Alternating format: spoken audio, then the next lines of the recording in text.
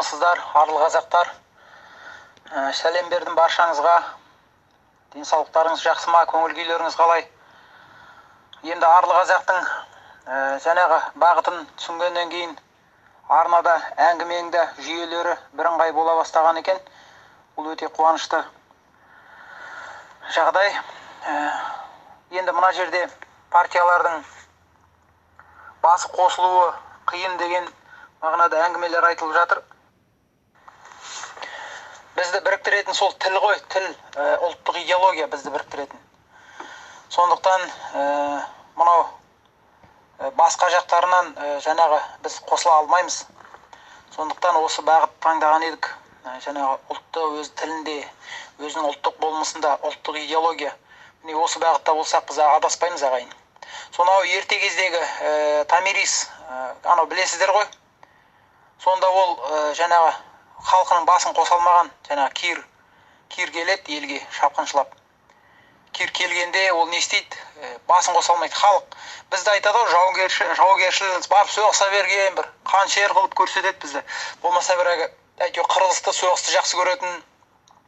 Бабаларымыз мүлдем олай болмаған. Солай бірнеше мың жыл бұрынғы жаңағы кир елге келгендегі Томирис ханшайымның кезінде де бабаларымыз жаңағыдай соғысты қаламағаннан олар өз жерінде көшіп кетіп отырған. Енді ол көшпенді халық қой. Соныменен жаңағы кирдің әскерінен ұстатпайды. Сонда кир хабар жібереді жаңағы Томириске. Енді сен неге қаша бересің деп, мықты болсаң кел, соғысайық деп. Сонда жаңағы біздің Томирис не деп жауап береді? Ол айтады, егер де сен бізді жаңағы басқа, былайша айтқанда, варварлармен, жабайылармен салыстырма дейді. Егер біздің мықтылығымызды көргің келсе дейді, сен барда анау қорғандарды бұз дейді. Жаңа біздің бабаларымыздың киелі жерлері ғой, қорғандар баяғы. Соларды барып бұз, содан кейін көресің дейді. Сонда кир өзінің әскеріне бұйрық береді да барып қорғандарды бұздырады. Сонда түркі жұрты бабаларымыз барлығы тік көтеріліп жиналған екен. Сөйтіп жиналады да, олар сонда не нәрседен шошынды, неге осынша? Ол өздерінің ең киелі, ең асылы, жаңағы өзінің аруақтары, бабалары, ата-бабаларының қорымдарын олар сонда керемет ұлық тұтқандығы көрініп тұр. Барлығы жиналып, жаңағы кирді әдіс айламен барып жаңағыда атойлап, шоқпарын көтеріп қойып кетпей, ол мысалға кәдімгі тактикаменен, әдіс айламенен ішке қарай тартып отырып, өздерінен аз шығын жасай отырып, олар мысалға жаңағы кирдің әскерін ақырында түбегейлі жойып жіберген, 200 мың әскерді. 200 мың деп тарихта айтады солай деп. Бұл нені көрсетеді? Бұл өзінің басын біріктіретін, ол өзінің болмысы, өзінің тарихы, өзінің болмысы, өзінің идеологиясы, сол ұлттың, сол елдің. Сондықтан бізді қосатын ұлттық идеология дегенімізде осы. Әйтпесе қазір жат жерден келген түрлі саяси идеология болсын, жаңағы діни идеология болсын, ол жаппай біздің басымызда ол қосу мүмкін емес. Осы енді қорымдарға байланысты біздің бабаларымыздың бейіттеріне, зираттарына, олардың жаңағы киелі жерлеріміз ғой енді, аруақтарымыз, әулиелеріміз. Сол жерге байланысты мен бір әңгіме айтайын. Ол енді біздің өзімізді тануға, және осы басымыздың нық қосылуына деген бір жол бір соны әлде айқынырақ аша түсетін бір жағдай ретінде қарарсыздар. Бұл Асқар тағы да шежір айтып кетті, тарих айтып кетті демеңіздер. Бұл жерде біз кім екенімізді ұғыну үшін, түсіну үшін жан-жақты қарауымыз керек. Енді әйтеуір қозғалып жатқан халық жоқ, мүмкін бұл да болса бір қандай да бір пайыз адамның жаңағы қазақтың санасын оятар, сол бабаларына қарай көз тіксін деп осы әңгімені айтайын деп отырмын. Мынау Атырау облысында Миялы қорғанынан дейді. Қорған бұл да. Құнды жәдігер табылды деп жаңалықтарда жүр. Тұтас табылған, тұтас. Бірінші рет табылып отыр. Бұған дейінгі алтын адам, неше алтын адам табылды. қаншама біздің бабаларымыз алтынмен апталып жаңағыдай көмілген, солардың барлығы түгелімен тоналған қорғандар болатын. Барлығын әйтеуір бір қол соққан. Ал мынау қорған, бұл енді алтын адам шықпаса да, бірақ сонда да бұл тоналмаған жаңа қорған екен. Ал енді біздің бабаларымыздың әрине ол алтын болғаннан кейін алтынға қызығып тонайтыны түсінікті, бірақ одан да бөлек бұның тағы бір сыры бар деп ойлаймын мен. Мен сол туралы айтқым келеді. Мысалға, білесіздер, мынау біздің Қабанбай Батыр бабамыз өзінің қайда жерленгенін айтпаған. Сонау Шыңғыс бабамыз, ол да өзінің қайда жерленгенін, қалай жерленетінін ол да көрсетпеген. Құпия түрде жерленген олар. Неліктен? Өйткені бұл артынан өшіккен жауларым жаңағы бейітімді, зиратымды қорламасын деген, мәйітімді қорламасын деген оймен жасалған.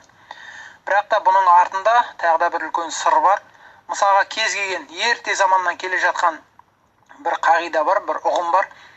Кез келген мықты әулеттің, кез келген мықты жаңағы бір келе жатқан рудың болсын, әулеттің болсын, жаңағы рухын, қуатын, күшін жою үшін оның барып ата-бабаларының жаңағы зираттарын қопарып тастайтын болған. Сонда ол өзінің аруақтарымен, өзінің тамырымен, өзінің ана тылсымнан қолдап тұратын энергиясы, аруағыменен байланыс үзіледі. Қазақ айтады ғой, арқам қозып, аруағым ұстап дейді. Ол деген сөз жаңағы аруағым ұстап дейді. Ол энергия қуаттанып кетеді, шабыттанып кетеді ол. Кез келген ақында, мысалы, кез келген жаңағы суретші болсын, өнерлі адамдар, олар жаңағы сондай тылсымдық энергияға ие адамдар деп айтуға болады. Мынау мысалға соның бір дәлелі жаңағы аруақтарын қопарып тастау, аруақпен тылсымдық байланысты үзу. Ол бертінгі кезде, мінекей, бір ғасыр бұрын мынау Қытайларда болды. Қытайлардың жаңағы Манчжурия, олар көшпенділер ғой негізі. 2 ғасыр ма, бірнеше ғасыр олар әйтеуір билік жүргізіп тұрды. Міне солардың билігі аяқталған уақытта Қытайлар не істеді? Қытайлар барып жаңағы манжурлардың императорларының бейіттерін барып қопарып сүйектерін шашып тастады. Не үшін? Өйткені қуатын, әулеттің мықтылығын жою үшін солай жасады. Ол сондай бар нәрсе, ол бертінгі міне тарихта міне көп ұзаған жоқ, ол бар мысалы. Ал Қазақ хандығының, мінекей, ол да бертін болған оқиға. Қазақ хандығының ең мықты хандарының бірі, ең мықтысы 1 миллионға дейін әскер жинайтын қауқары болып, солай мемлекетті керемет биік сондай қуатты деңгейге көтерген хан ол Қасым хан.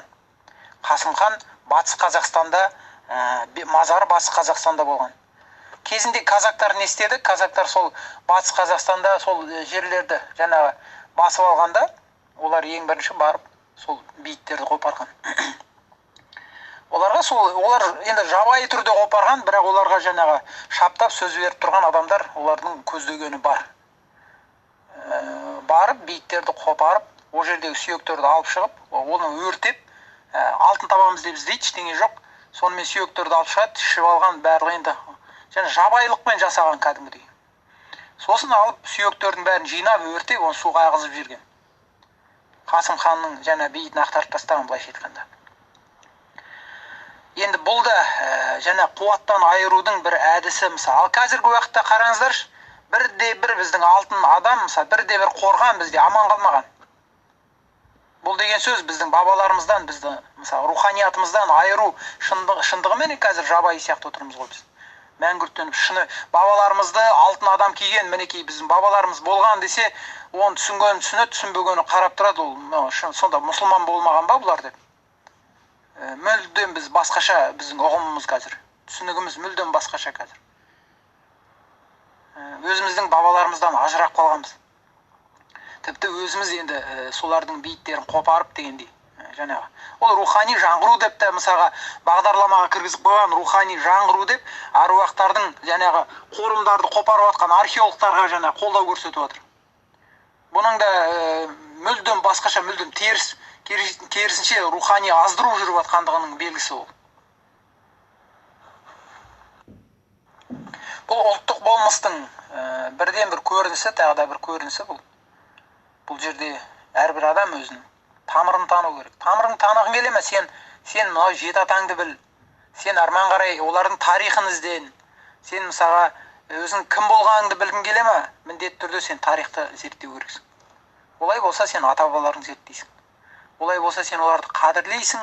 Олардың ең ғажайып жаңағы қалай мемлекеттер құрды, оның қандай түсініктері болды, тәрбиесі қалай болды, ұлттық болмысы қалай болды.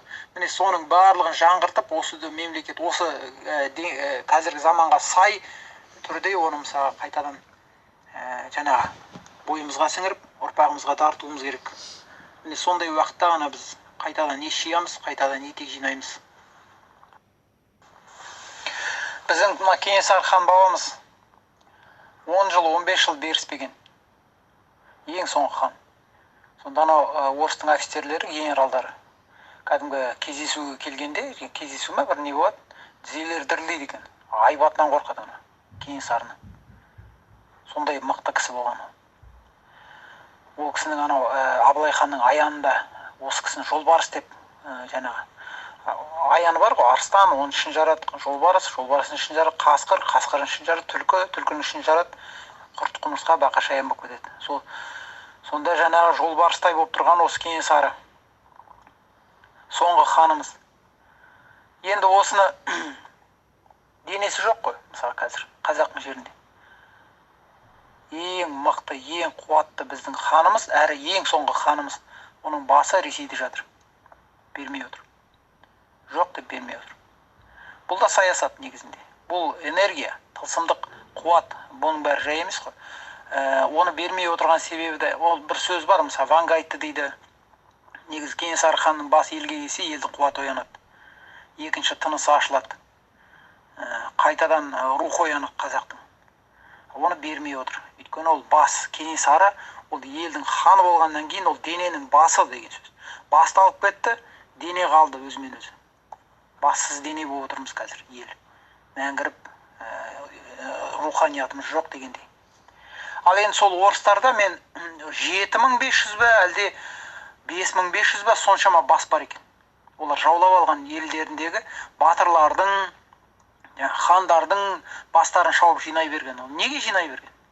Оның сыры бар, ол да жай емес. Кейкі батырдың да басын қайтарып алдық. Бірақ та жаңағы ол да керемет, адуынды, керемет қайтпайтын сондай батыр болған бабамыз. Мерген, ғажайып батыр болған кісі. Аңыз адам ол кісі.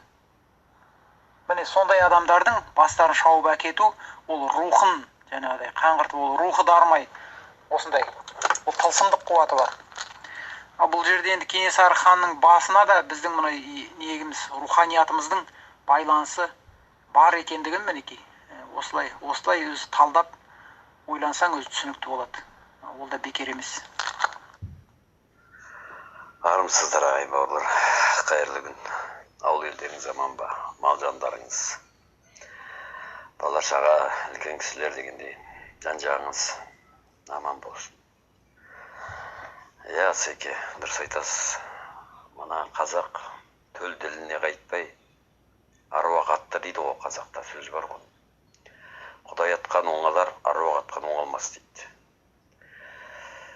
Қазір біздер былай қарасаң, мына арабтың, еврейдің аталарын біз бәштеп отырық. Олар энергия алып отыр, ғылыми түрде айтқанда. Сосын бұлардың абыройы өсіп, бұлар гүлдеп, жер бетінде әміршілік жасап отыр. Соның ішінде біздің қазақтың 90-70% сондай өз аталарын ұмытып кетті. Каждый халықтың өзінің ділі бар, өзінің діні бар. Дін деген негізі дін дейтін мана тамырды айтады. Халықтың тамыры біздерде бәйтерек дейді ғой. Бәйтерек деп мана үлкен қасиетті нені айтқан мана. Біздің қазақта да бар ғой. Самұрық құс дейді, бөрі дейді. Оның астарларында бәрінде үлкен ұғымдар жатыр. Айтайын дегенім аруақ. Ол қолдайды қазақта. Аруақ деп шапқан ғой. Ата-бабаларымыз қазіргі дейміз. Қазіргі жастарымыз ол аруақты шірік дейді. Ол значит біздің болашағымыз жоқ. Мына баяда бір ғұлама айтқан ғой. Тілің мен ділің жойылса, салтың бәрі жойылса, онда шекараны ашып тастай бер деп. Бұл жерде сенің жерің емес деп уже. Қазақты біріктіретін, қазақтың ішіндегі отын жағатын, ойын өрістейтін, бұл ең бірінші салт дәстүр. Қазақтың ең бірінші ұстап отқан тілі мен ділі ғой салт дәстүр. Ал салт дәстүріміздің ең тамыры ол біздің аруақтар. Аруақ бар жерде қазақ бар, аруақ жоқ жерде қазақ жоқ. Сол үшін қазақтар мына кесенелерде қатынасы. Кесене деген сөз мавзолей ғой. Бұл жерде үлкен кесене салған әулетке. Үлкен кісі, әулие кісі жатқан, оның қасына ағайындар жатқан кесенеге. Кесене артынан бәленбай жылдан кейін құлаған оның орнына. Сосын алтынды айтайын деген. Алтынды ешқашанда біздер қызықпаған. Алтынды дүнияға санаған ғой, бірақ қызықпаған дейді қазақтар. Көбіне қазақтар күміс таққан ғой. Күміс мыстан тапқан. Күмісті қазір ғалымдар зерттеп отыр. Күмістен жем көп екенін біліп отыр. Адамның ағзасын тазалайды. Даже мына перғауындағы патшалардың қолында екі тосық болады, ұстап отырған бір темір саусағында қолына қысып ұстап тұрған дейді.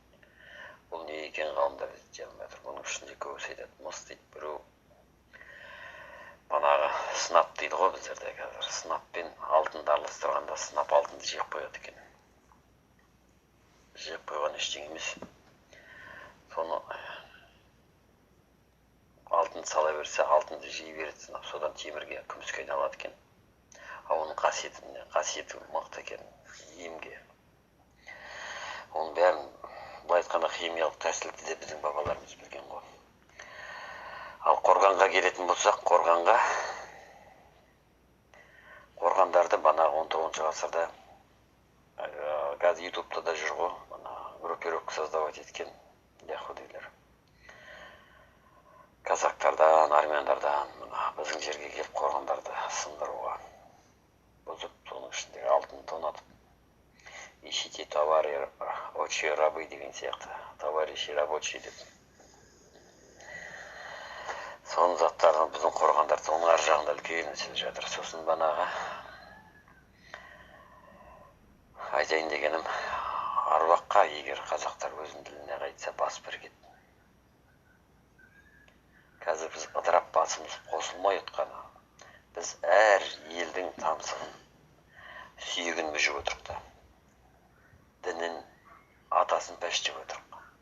Өз ата-бабаларымызды пәштеп отқан жоқпыз. Ешқашан.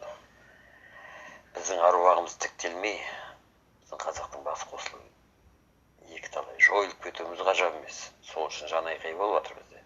Қазір жан жағымызда қазақтар. Қазір көріп жатсыңдар, мына Атырау жақта дейтін көп жерлерде зираттарының құлыптасын сындырып жатыр. Белгілерін сындырып жатыр. Енді жастардың қауымын қара. Бұлар енді тірініп өзіне түзей алмай деген. Енді аруақтарды түзегісі келіп отыр ма деймін ғой. Өлген аруақтарда не шаруасы бар? Оның ар жағында күш жатыр. Осын жұмсап отқан бір үлкен ұғым бар. Оны былай шығарып тастауға болмайды. Ал соны істеп отқан жас балдар бесіктен белі қатпаған әлі. Сақал қойып қазір. Сақалдың да қадірі кетті қазір. Үлкенде баяғыда қазақтар сақал қойғанды да сақалды ақсақал деп. Сақалдың орны болған. Қазір әкесінде жоқ сақалды балдар қою үшін. Мәшкүр Жүсіп айтқан жоқ па атамыз? Бірті жоқ сақалды келер, сол қазақтың түбіне жетер деп. Ана киерді айтып жатсың, өте тамаша, дұрыс. Қазақ мола үшін соғысқан, зират үшін қорғаған. Ал қазір мүлдем басқаша өсіп жастар өсіп жатыр. Содан қорқу керек. Айқайымыз парламент түзейміз деп жатқанда артымызда шіріген жастар келатса, ол өте қорқынышты. Қазақты айдап салу мүмкін да, мына жат желдің дінінде жүрген балдар ертең бірін-бірімен қырылады. Бас қосылмайды өмірде. Қазақтың бір тұғыры бол керек, ауруын жасырған өлет дейді ол. Қазақи дүниесі ол. Каждый елдің өзінің тілі қорғаншы жатыр ол. Ділі бол керек. Соған қайтаруымыз керек. Ол үшін мектептен бесігімізде дейді ғой қазақта, ел боламыз. мектептен реформа жасау керек, мектептен қарау керек. Оны үкіметіміз жасағай, мынау бір тілін құрғай алмай жатыр. Енді мына айтайын дегенім, қазір басымызды қосып, қазір мына жерде отырғанда да басымыз едәуір жаман емес, қосылып, дұрыс әңгімелер айтылып жатыр. Ойға ой қосылып. Бірақ тұғырымыз тілмен, өзіміздің тілімізбен бірге. Асқардың бауырым, Асекеңнің бауыры істеп отқан ісі міне дұрыс. Ана төбеде отырған, елбасының қасында отырған, мына үкіметтің басында отырған, биігінде емес, төмен орта жағында отырған жаман емес, жақсы адамдар бар ғой. Оларда бір қайтсын дейміз ғой өзінің несіне. Ең қорқынышты мына Тазабек сияқтылар мына билікке келмесін. Билікке келсе, онда біттік онда. Қазақ мүлдем жойылады. Мүлдем.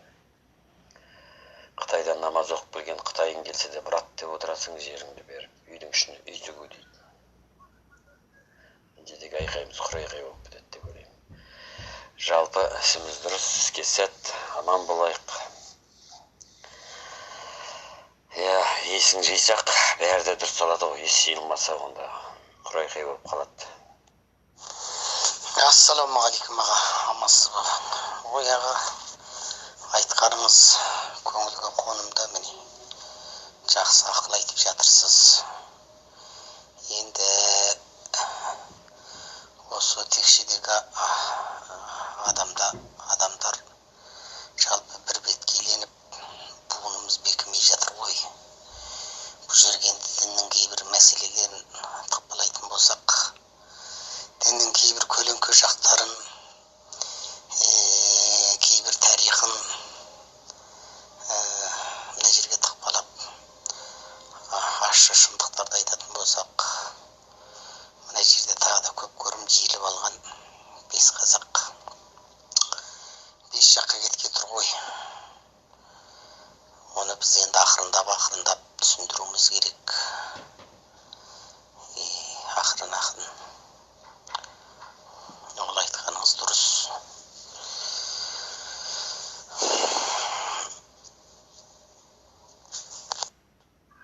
Бауырым, дұрыс айтасыз.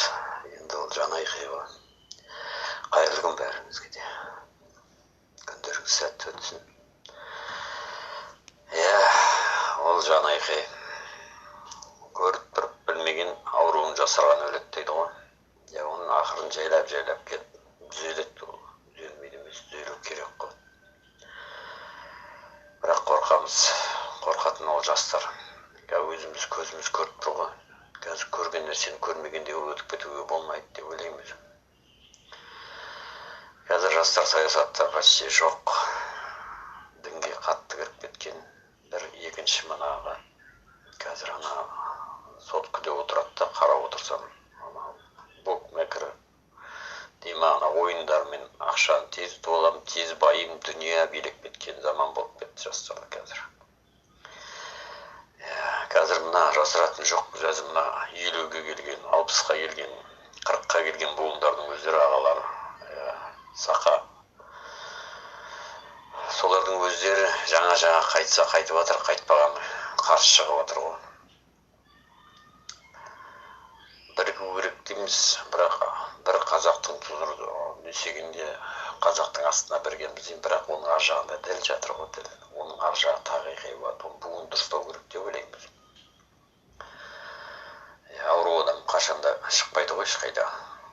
Өлім жайлы әңгіме айтып отырады. Өмір жайлы денсаулығы мықты, алдын ойлайтын, қарны тоқ адам ол алдын ойлай бастайды. Сол сияқты мына халықтарды бірінші өзінің тіліне қайтарған дұрыс деп ойлаймыз. Үкімет басын партия жайлы айтып жатсыздар, өте дұрыс айтып жатсыздар. Бірігу керек, талап қою керек. Ең бірінші талап, ынта, жауапкершілік дегенді ояту керек қой. Қазір біздерде талаптан да жауапкершіліктер мүлдем төменде. Жоқ деп айтпаймын. Енді өшеде отырғандарға қатысы жоқ оның. Оның бәрін қарап, көзін жүгіртіп, ойын жүгіртіп қараса адам дейді. Артқа қарау керек. Ескіні ескі ал, жаңаны қарсы ал дейді. Атасын танымаған адасады дейді ол қазақта. тегін білмеген деп, жеті атасын білмеген жетесіз деп айтамыз ғой. Соның бәрінің астарында дейтін үлкен құпия сыр жатыр. Бірігу деген жатыр. Бас қосу, елін, жерін қорғау деген сөз. Біреудің үлкен ойынына айналып кетпейік, бірінші ділімізді, салтымызды көтеріп отырсақ, біз ешкімнің ойынын қабылдамаймыз. Егер де жан-жақты болып жүрсек, ол әркім өзінің ойынын бізге тығып жіберіп, манағыдай лаңкестік қылып жіберу мүмкін деген ой ғой. Аман болайық, дұрыс айтып отқандарыңыз. Әркімнің өзінің сенімі бар, бірақ қазақпыз дейміз ғой, сосын айтамыз біздер.